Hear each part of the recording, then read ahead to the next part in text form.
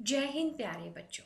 Academia Ambala में आपके हार्दिक अभिनंदन के साथ आज हम पढ़ेंगे कक्षा 8वीं की हिंदी पाठ्य पुस्तक वसंत भाग 3 का पाठ बाज और सांप के विषय में, जिसके लेखक हैं श्री निर्मल वर्मा जी। सबसे पहले बच्चों कहानी का सार।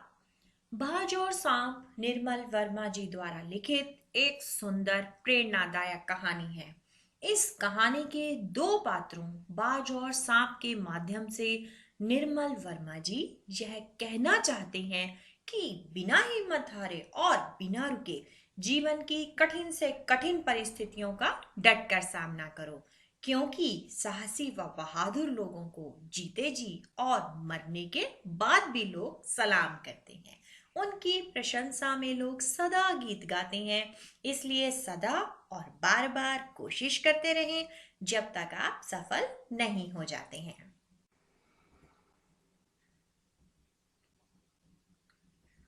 समुद्र के किनारे ऊंचे पर्वत की अंधेरी गुफा में एक सांप रहता था। समुद्र की तूफानी लहरें धूप में चमकती, छिलमिलाती और दिन भर उस पर्वत की चट्टानों से टकराती रहती थी। और उस पर्वत की अंधेरी घाटियों में एक नदी भी बहती थी, जो अंततः समुद्र में आकर मिल जाती थी। सांप अपनी गुफा में आराम से बैठकर समुद्र की लहरों की आवाज और नदी के शोर को चुपचाप शांति से सुनता रहता था। वह अपनी जिंदगी से पूरी तरह संतुष्ट था, क्योंकि वह सोचता था कि वह उस गुफा का मालिक है और अपनी उस गुफा में सुरक्षित और सुखी। लेकिन एक दिन एक बाज उसकी गुफा में घायल अवस्था में गिर पड़ता है, जो उसकी जिंदगी को कुछ क्षण के लिए बदल देता है। पहले तो सांप अपनी गुफा में बाज को देखकर डर गया। क्यों डर गया मेरे प्यारे बच्चों? सांप बाज को देखकर, क्योंकि सांप जो होता है वो बाज का भोजन होता है। बाज सांप को खा जाता है। इसलिए सांप डर गया कि बाज मेरी गुफा में आ गया, वो मुझे खा ना ले। लेकिन जब उसे लगा कि बाज मरणासन अवस्था में है, मरणासन का अर्थ होता है मेरे प्यारे बच्चों मृत्यु के नजदीक होना, मृत्यु के समीप होना। जब कोई व्यक्ति मृत्यु के नजदीक होता है तो हम उसे बोलते हैं कि वह व्यक्ति मरणासन अवस्था में है। तो वह धीरे धीरे सरकते हुए उसके पास गया। पास जाने पर बाज ने बताया कि उसका जीवन अब समाप्त होने वाला है, लेकिन उसे अपने मरने का कोई दुख नहीं है, क्योंकि उसने अपने जीवन के हर पल को भरपूर जिया है। दूर दूर तक खूब लंबी उड़ानें भरी हैं। स्वतंत्रता पूर्वक आकाश की असीम ऊंचाइयों को अपने पंखों से ना पाया हूं। बाज की ऐसी बातें सुनकर सांप बाज से कहता है कि आसमान में क्या रखा है, वह तो जमीन में रहते हुए भी सुरक्षित, प्रसन्न व सुखी है और अपनी इस गुफा में बेहद खुश है। सांप के ऐसा कहने पर बाज ने गुफा की तरफ एक नजर दौड़ाई और गुफा से आने वाली दुर्गंध को महसूस किया, जो उसे बिल्कुल पसंद नहीं आई।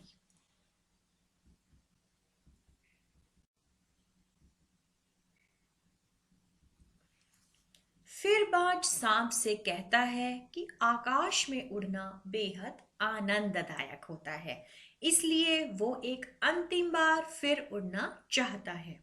सांप बाज को अपनी अंतिम इच्छा पूरी करने के लिए प्रोत्साहित करता है और बाज अपनी पूरी हिम्मत और साहस बटोरकर एक बार फिर उड़ने की कोशिश करता है।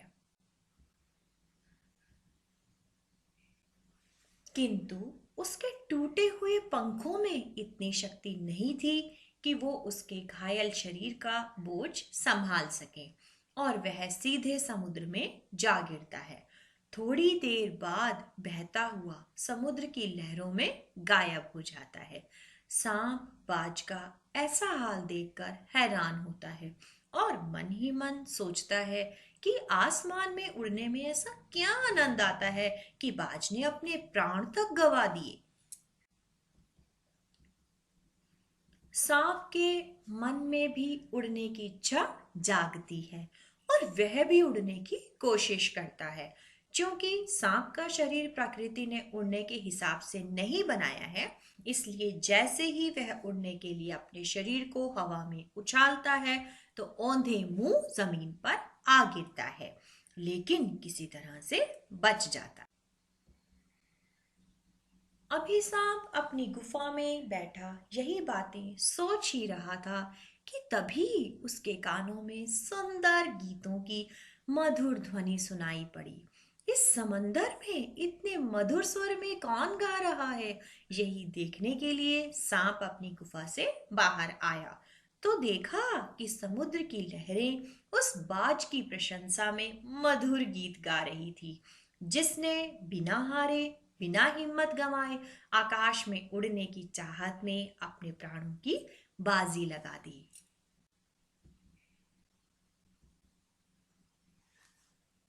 अब सांप सोचता है कि उड़ने में कोई आनंद नहीं है, सारे पक्षी मूर्ख होते हैं, असली सुख तो धरती में ही है।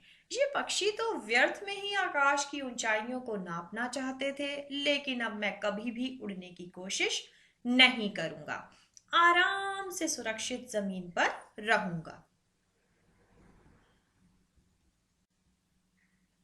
गीत गाते हुए लहरें कह रही थी कि उनका यह सुंदर गीत उन बहादुर व साहसी लोगों के लिए है जो अपने लक्ष्य व अपनी स्वतंत्रता की प्राप्ति के लिए अपने प्राणों की परवाह भी नहीं करते हैं। आगे लहरें कह रही थी कि इस दुनिया में वही चतुर है जो अपनी जिंदगी को दांव पर लगाकर आने वाले हर खतरे का बहादुरी से सामना करे और अपनी जिंदगी को पूरी आजादी के साथ भरपूर जिए। यहाँ पर लेखक समुद्र की लहरों के माध्यम से सभी को यह संदेश देना चाहते हैं कि लगातार और बार बार प्रयास करने से ही सफलता मिलती है, भले ही आपको शुरुआत में असफलता का सामना क्यों ना करना पड़े, लेकिन आप तब तक प्रयास करते रहें जब तक आप अपने लक्ष्य को प्राप्त नहीं कर लेते। उसके बाद समुद्र की लहरें बाज से कहती हैं कि ओ निडर बाज, शत्रुओं से लड़ते हुए तुमने अपना कीमती रक्त बहाया है, पर वह समय दूर नहीं है जब तुम्हारे खून की एक एक बूंद जिंदगी के अंधेरे में प्रकाश फैलाएगी और साहसी बहादुर दिलों में स्वतंत्रता और प्रकाश के लिए प्रेम पैदा करेगी। बाज की बहादुरी व कुर्बानी के आगे लहरें नतमस्तक थी। ये पंक्तियां स्वतंत्रता के लिए प्रेम का भाव भी पैदा करती हैं। उसके बाद लहरों ने बाज से कहा कि तुम मरकर भी अमर हो और जब भी इस दुनिया में वीरता के गीत गाए जाएंगे, तुम्हारा नाम उन गीतों में श्रद्धा के साथ लिया जाएगा। और अंत में लहरें कहती हैं कि हमारा गीत जिंदगी के उन दीवानों के लिए है जो मरकर भी मृत्यु से नहीं डरते। धन्यवाद बच्चों।